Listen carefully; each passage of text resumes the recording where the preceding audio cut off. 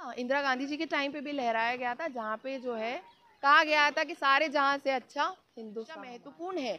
उसको इतनी महंगी की जा चुकी है कि एक मिडिल क्लास आदमी या लेबर क्लास जो है वो सोच रही है कि मैं अपने बच्चों को कौन से स्कूल में भेजूं। गवर्नमेंट कैसे केंद्रीय सरकार ईडी सीबीआई जिनको इंडिपेंडेंट रूप से काम करना चाहिए उनको कैसे मिसयूज किया जा रहा है।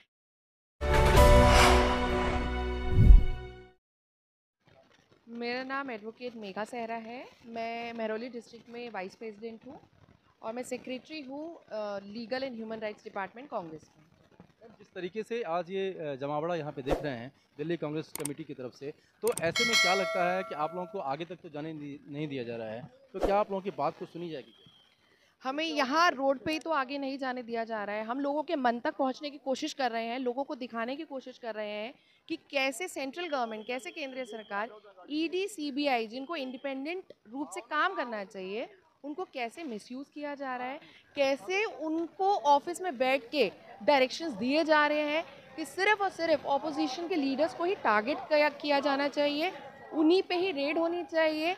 अब आप ये देखिए, 2 दिन पहले जो तोमर जी का जो वीडियो लीक हुआ है जिसके बोले गए हैं कि पूरे एविडेंसेस हैं, कनाडा से जो लीक हुआ है वीडियो, कहा जा रहा है कि प्रॉपर एविडेंसेस हैं, प्रॉपर बैंक ट्रांजैक्शंस दिखाए जा सकते हैं, वहाँ पे ईडी की रेड क्यों नहीं हो रही है? वो तो कह रहे हैं कि ये षड्यंत्र लगाया जा रहा है कांग्रेस पार्टी की तरफ से, एक बड़ा षड्यंत्र है, जो कि चुनाव नज़दीक में है तो अपने मैंडेट चाहिए होगा, लोगों की भावनाएं अपनी तरफ करनी है। उनके पास और कोई जवाब नहीं है ना। अगर वो कह रहे हैं कि षड्यंत्र है तो इन्वेस्टिगेशन क्यों नहीं हो रही है?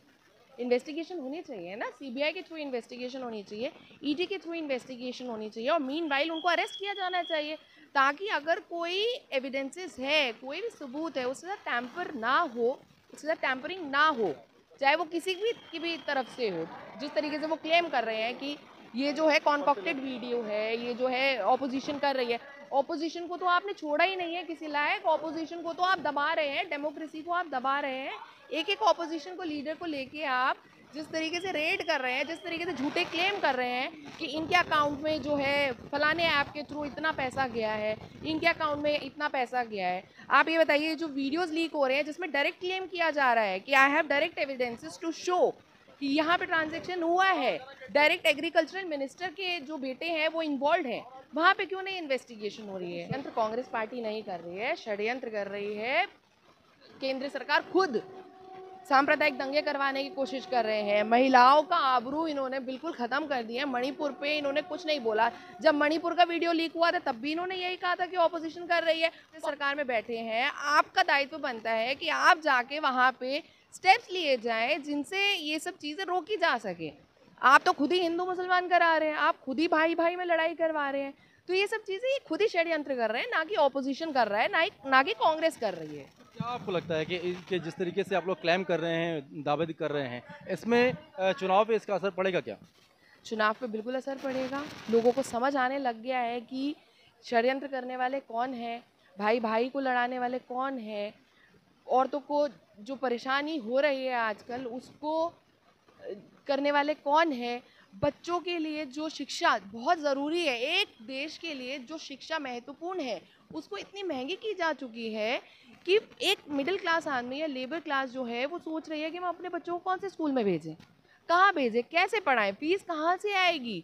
क्योंकि फीस भरने के लिए ही लोगों के पास पैसे नहीं है, खाने के लिए लोगों के पास पैसे नहीं है। दालें 200 रुपए किलो हो चुकी हैं। आप खुद सोचिए, सब्जियां इतनी महंगी हो चुकी है, तेल 240 रुपए किलो, जो कांग्रेस के ज़माने पे 60-70 रुपए किलो था, आज 240 रुपए किलो तेल बिक रहा है, जिसके बिना सब्जी नहीं बन सकती है। पानी में तो कोई सब्जी नहीं बनाएगा ना। तो सरकार को सोचना चाहिए कि सरकार अगर केंद्र सरकार में आई है तो लोगों की भलाई के लिए आई है, ना कि अपनी भलाई के लिए आई है कि अपनी जेबें भरें। युवाओं के लिए कितना बड़ा मुद्दा ये चुनाव आपको लग रहा है? देखिए, जो आज का बच्चा है वो कल का युवा है, ठीक है? युवाओं शिक्षा नहीं है, तो अगर हम युवाओं की बात करें तो रोजगार ही नहीं है।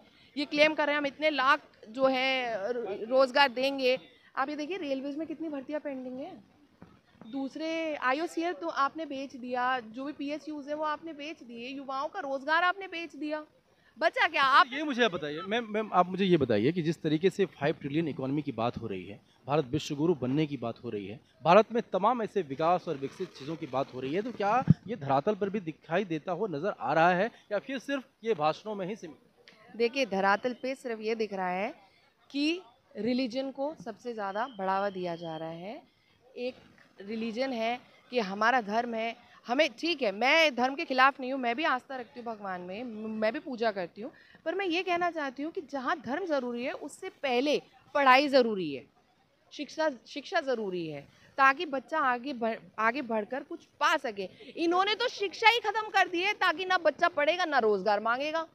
हो रही है ये सरकार, जो सरकार के पास जो पैसा जाता है, जो घोटाले हो रहे हैं, सारे आम जनता का पैसा है, मेरा पैसा है, आपका पैसा है। जो एक लेबर है बेचारा, अगर वो भी कोई चीज़ जाके खरीद रहा है परचूने की दुकान से, वो भी जीएसटी पे कर रहा है, वो सब कुछ सरकार की जेब में जा रहा है। अगर वो आईटीआर नहीं पे कर पा रहा है तो जीएसटी तो छोटे से छोटे आइटम पे कर रहा है, सब कुछ सरकार की जेब में जा रहा है। सरकार को ये सोचना चाहिए कि हम उस पैसे को कैसे यूटिलाइज करें, ना कि आप मंदिर बनवाइए, उतने ही बनवाइए जितने मंदिर बने हुए हैं। इंडिया में बहुत मंदिर है, हमारे देश में बहुत मंदिर, आप उनका इंफ्रास्ट्रक्चर सही करवा दीजिए। आप नए बना रहे हैं, उसी जगह विद्यालय बनाइए, यूनिवर्सिटीज़ बनाइए, कॉलेजेस बनाइए, रोजगार बढ़ाइए। ये सब मेन मुद्दे हैं जिनसे जनता को हमेशा भटकाया गया है और अभी भी भटकाया जा रहा है। विमेन रिजर्वेशन बिल को आपने ला दिया क्योंकि आपको पता आपकी सरकार जा रही है, आपने इमीडिएट इफेक्ट से क्यों नहीं लागू किया? अभी आपको अभी लागू करना चाहिए ना। अगर आप चाहते हैं कि मैं भागीदार बनूं, मैं चाहती हूँ मैं भागीदार बनूं, मैं क्यों प्रोटेस्ट में आई हूँ? मैं दिखाना चाहती हूँ कि मैं भी इस देश का हिस्सा हूँ, मैं भी इस सोसाइटी का हिस्सा हूँ। तो मुझे क्यों नहीं अपफ्रंट दिया जा रहा है बेनिफिट? क्यों सेंसस की ज़रूरत है? जब कोई क्लेम करेगा बेनिफिट, कोई कल को अगर कोई क्लेम करता है बेनिफिट कि मुझे विमेन रिजर्वेशन में मुझे क्लेम करना है, तो उसका तो आपके पास डिटेल वैसे ही आ जाएंगी। तो आपको सेंसस क्यों कराना है? क्योंकि आपको 15 साल और खींचना है, इस भ्रम में लोगों को लाना है कि हमने आपको रिजर्वेशन दे दिया है, जबकि अभी तक आपने रिजर्वेशन नहीं दिया है। तो क्या लगता है कि 2024 और जो फिलहाल इस वर्ष में जो चुनाव होने हैं, इसमें मुद्दा क्या होगा? क्या कुछ ऐसा अहम मुद्दा होगा? क्या ये नरेंद्र सिंह तोमर के लड़के का जो मुद्दा आया है मध्य प्रदेश में, यही पूरा हावी हो जाएगा अभी, या फिर कुछ अलग इससे? देखिए, जनता इतनी अफेक्ट हो चुकी है, इतनी त्रस्त हो चुकी है महंगाई से, हर चीज़ से, कि इस बारी का जो चुनाव होने वाला है वो सरकार वर्सेस सरकार या सरकार वर्सेस ऑपोजिशन नहीं है, ये है जनता वर्सेस सरकार। ये अब डायरेक्ट जनता लड़ेगी। जनता को खुद सोचना है कि हमें कहाँ आगे से 10 साल आगे, 10 साल हमें कहाँ अपने बच्चों को भेजना है। हमें जाके रोडों पे बच्चों से नारे लगवाने हैं, जय भारत या फिर जय श्री राम या जो भी, अल्लाह अकबर, जो भी करवाना है ये करवाने हैं, या फिर हमें बच्चों को शिक्षा देनी है जिससे वो आगे बढ़ के पढ़े, इंडिया में अगर नौकरी करे, भारत में नौकरी करे। अगर सरकार दे, अगर यही सरकार रही तो मुझे लगता नहीं किसी को रोजगार मिलेगा।